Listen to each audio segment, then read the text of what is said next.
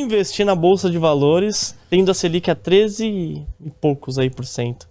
Bom, essa é uma pergunta de ouro, né? A verdade é que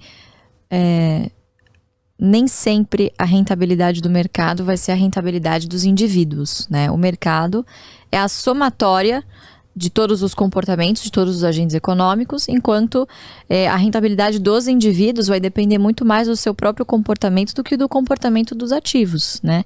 Então, quando você começa a focar naquilo que você controla, que você consegue controlar, que é as suas emoções, e principalmente o preço que você paga, o tempo ele vai te dando a sabedoria necessária para você perceber que quando você investe em ações, você é parceiro, sócio de boas empresas, no longo prazo, a rentabilidade, né, tanto o retorno total que eu digo, né, tanto em dividendos quanto em valorização do patrimônio, ele é imbatível. Agora, para você ser bem sucedido nessa estratégia, você tem que preencher alguns requisitos que são extremamente importantes. Então, primeiro, ter uma reserva de emergência. Segundo, preferencialmente não ter dívidas. Bom, só aí você já eliminou mais da metade da população brasileira, né? Então, você está falando com um mercado endereçável muito menor. Terceiro, você precisa que essa pessoa tenha o perfil para estar na bolsa. É verdade. Será que ela aguenta grandes volatilidades, né? Você tem também o fator de aportar com constância.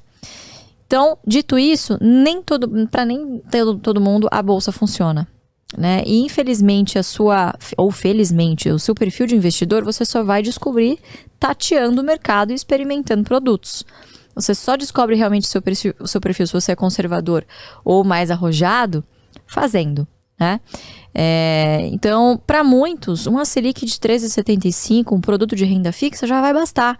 O cara às vezes precisa fazer a reserva de emergência ou fazer qualquer outra reserva para pagar uma dívida. Enfim, tem outros objetivos de vida que não casam nesse momento com a bolsa. E geralmente são essas pessoas que perdem dinheiro com renda variável, porque enxergam o mercado de renda variável, seja a bolsa, os fundos imobiliários, criptos, enfim, mercados de risco, como a última porta da esperança. Eu quero entrar na bolsa ali para fazer uma rendinha extra, né? Como se fosse vender arte na praia. Não é assim que funciona, né? Você precisa de estudo, exige dedicação, paciência, disciplina. Então, é uma estratégia simples, que pode funcionar para todos, mas na prática isso não é uma verdade. Então, para muitos, a renda fixa, ela basta. Né? Uma LC e uma LCA, o cara se sente seguro, confortável. Tá rendendo ali para ele. Tá rendendo ali para ele, né? Ele acha que pelo menos tem essa sensação de que tá rendendo a inflação, né? Quando ele para realmente para fazer a conta, vê que não é bem assim, né? Mas eu acho que a bolsa é mais para quem tem, para aquele perfil de investidor que quer buscar uma rentabilidade de longo prazo e que, de novo, não quer depender da previdência para se sustentar no futuro, né? Depender exclusivamente. Infelizmente, são poucos que têm poder de poupança e de aporte constantes mensais, né? Então, eu acho que essa pergunta é bastante pertinente e aqueles que tomarem a decisão de entrarem na bolsa têm que estar cientes que vocês estão no mercado de excelentes oportunidades e, obviamente, para você ter retornos superiores, você vai correr riscos também superiores ao que você correria na renda fixa. Mas eu vejo como um negócio muito assimétrico. As chances de você se dar bem no longo prazo na bolsa, assim, são coisa de você multiplicar muitas vezes o seu capital, né? Se você for parar para pensar, quando a gente fala de um dividend yield de 6% ao ano, primeiro que essa é uma métrica real. Claro que as empresas corrigem a inflação, não é par e passo, ou seja, não é todo ano certinho, mas quando você olha na média anualizada, essa inflação foi corrigida nessas boas empresas que a gente sempre comenta, né? Que é o Best. E esse 6% é sempre sobre uma base crescente ao longo do tempo. Então, em determinado momento, quando você olha para a sua posição, a posição que você montou, quanto mais você acumula ações, você tem um indicador que se chama Yield on Cost, que são os dividendos recorrentes que vão caindo em relação ao preço que você pagou. Chega em determinado momento que você já comprou tantas ações e já está aportando há tanto tempo que o seu volume de dividendos, né, o fluxo de dividendos que cai equivalente mensal na sua conta, é maior do que o que você desembolsa. Nossa. E depois chega a ser maior do que toda a posição que você pagou, né? Claro que isso demanda tempo. Então, são poucas pessoas que chegam até essa zona de arrebentação. Mas quem chega não se arrepende, não tenho dúvida nenhuma. É para longo prazo. São jogos distintos, né? São jogos diferentes de serem jogados. E eu acho que o mais importante também é o investidor ter a mentalidade correta, né? Exato. E eu acho que foi até aqui você falou, não sei se foi aqui ou se foi em outro podcast, você falou que o seu pai, o Barsi, tinha deixado de ser bilionário em determinado momento, acho que foi na pandemia, né? Foi na pandemia. Ele deixou de ser milionário e você foi avisar ele, e ele tava dormindo, tava tranquilo ali, pra ele não fez diferença, porque ele sabe a participação que ele tem na empresa, que a renda variável oscila, né? E eu acho que essa frieza, poucos investidores, agora mais, né, com tanto de conhecimento que a gente tá tendo na internet, teve. E o seu pai aprendeu isso daí como? Na prática? Como foi? A metodologia Barsi, né? Foi experiência ou ele aprendeu em algum livro, ele pegou? Como surgiu? É a quilometragem rodada também, né? Os cabelos brancos contam muito, né? Se a gente for pensar que são 53 ou 54 anos de Ibovespa, Nossa. ele entrou um ano depois que o Ibovespa foi inaugurado, né? Foi lançado. Então ele viu absolutamente de tudo acontecer. Tudo, né? Tudo, literalmente tudo.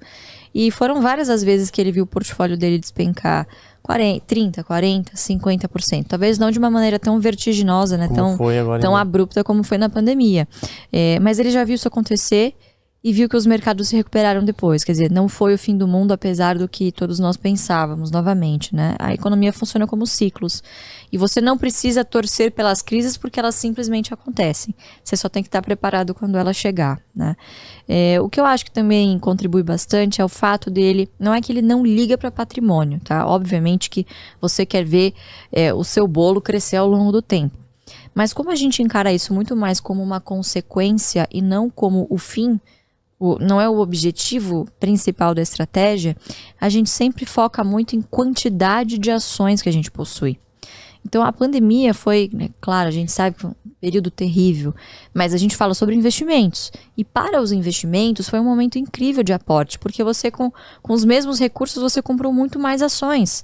Boas empresas que se recuperaram logo em seguida, 6 meses depois já voltaram para os níveis de pré-pandemia, a preços inimagináveis, inacreditáveis. Então, se você pelo menos, se você compra, se você não sai da bolsa nesses momentos, as chances de você participar dos pregões de maiores alta é maior, né? Então, eu sempre costumo dizer que o Barsi teve muita sorte, sim, ao longo do caminho, ao longo da trajetória dele, mas, coincidentemente, quanto mais tempo ele ficava na bolsa, mais sorte ele tinha. A mesma coisa acontece com o trabalho, né? Que as pessoas, eu adaptei essa frase daquela coisa que as pessoas falam do trabalho. E a sorte, ela vai te encontrar, porque você não tá tentando fazer o market timing, quer dizer, uma hora eu tô na bolsa, outra hora eu não tô. Eu estou sempre na bolsa. Sempre comprando. Ou aportando menos ou aportando mais.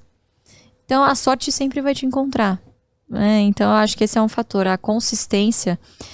cabelos brancos e focar na quantidade de ações e na renda que essa carteira te gera, são premissas, são fundamentos muito sólidos que te ajudam a passar por esses períodos de turbulência, né? Então, até o Décio Bazin tem uma frase, não vou lembrar agora ipsis literis, mas ele tem uma frase que é tipo, o dividendo funciona como um farol, né? Você só acende o farol quando você está na escuridão. Quando tudo é luz, você tá olhando para outras coisas, né? Então o dividendo ele acaba sendo um porto seguro para momentos como esse de dúvida que a gente tá vivendo.